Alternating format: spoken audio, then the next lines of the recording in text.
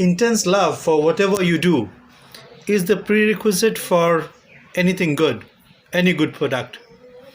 So, welcome to the new video episode of The Coatless Chef. Today, we focus on the dry methods of cooking.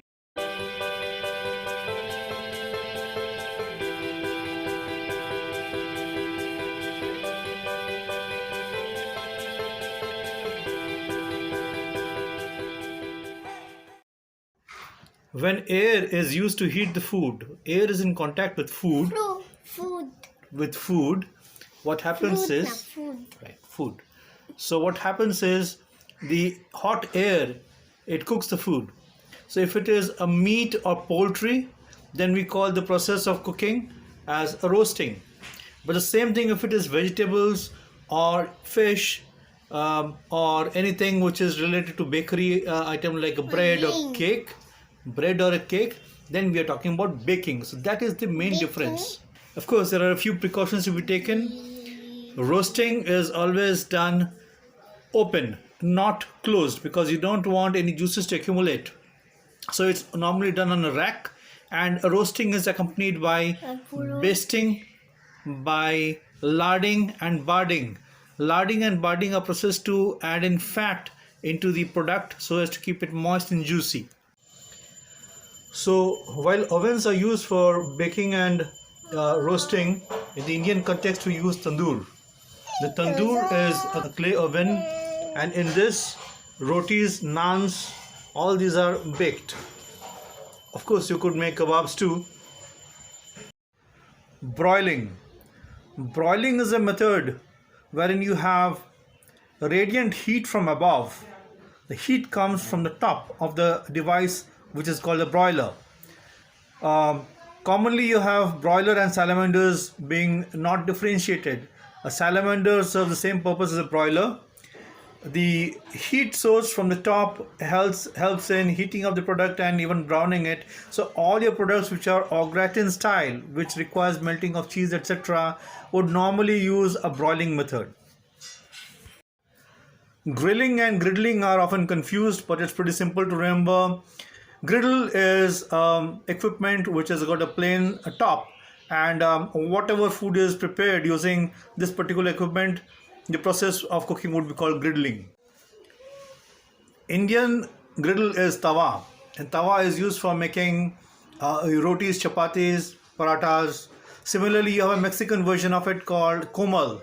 The komal is used for making tortillas using maize flour, or what's called masa harina. In case a pan is used instead of a griddle to achieve the purpose whatever the griddle was being used for, the method of cooking in that case is called pan broiling. Similarly, grill also is a piece of equipment which looks like a griddle but has got grill marks on it, and any food which is prepared so as to get grill marks on top of it would be a grilled item. Spit roasting, it's a rod which holds up the food which is being roasted. Typically these are large portions of meat, unlike in a small piece, for example in a kebab. So a large rod which holds up the whole, it's a carcass of a lamb or a few chickens at a time, all of these together, and this is usually rotated from a source of fire which is either from below or from the side. That's called spit roasting over here. Now you could have a rotisserie also, in which one doesn't have to mechanically rotate the piece of meat that's being roasted. In a rotisserie, the spit rotates by itself. Thereby what happens is the exposure to the fire is consistent. The exposure is uniform throughout at all points on all the pieces.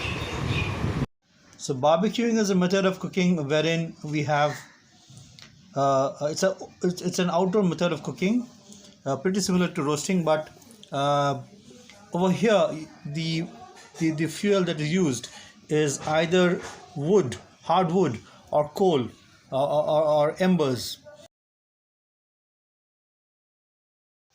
Sigdi is the Indian version of barbecue, and in this you have different kind of kebabs which are skewered through and then cooked. That is barbecuing in the Indian style using sigdi. Smoking is a process which entails the usage of smoke to flavor the product, and in case the smoke is hot, even to heat the product. So you could have cold smoke, technically, so to say, to smoke products wherein you have a smoking chamber and the smoke is generated over there, and then it moves on to the product being smoked. Like smoked salmon is an example of a cold smoke product. Similarly, you have hot smoke products also. For example, you have a chicken. If you would like to smoke it and also cook it simultaneously, then you want your smoke to be hot. Now, the whole thing about smoking is the way it is produced and what is used to produce it. So, in the smoking chamber, an illustration of which I have shared with you all, we have different kinds of wooden chips, wood shavings, herbs, which are all used to generate the smoke. All of these are heated together to generate the smoke. The smoke hits the food particle, the food items being smoked, and also cooks it in the process because it carries temperature or heat with it. Saute. So saute means to jump. I believe it comes from a ballet step. So a small amount of food items, when they are heated with a little amount of oil and tossed so that the particles are in the air, then it's called sauteing.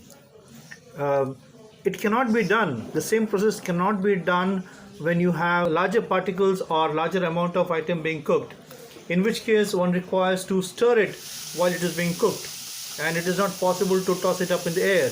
This process of cooking is called stir frying.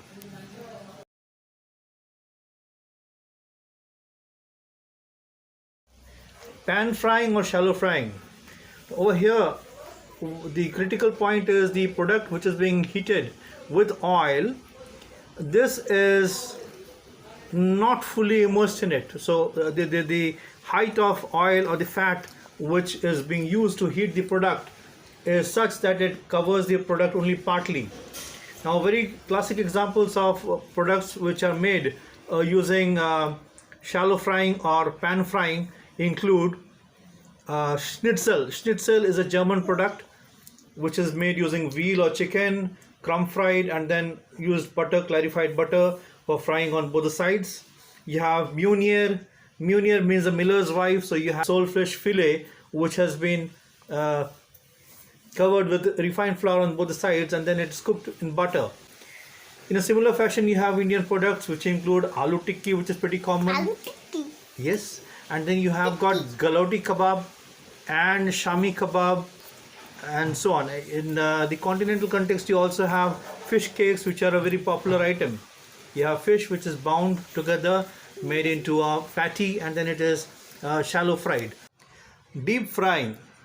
Deep frying happens, the product which is being fried is fully covered in oil or fat, whatever is being used. Your French fries, or let's say a fish orly, or in our Indian context, samosas and pakodas. The equipment used for deep frying in the continental context is a deep fat fryer. In the Indian context, kadhai.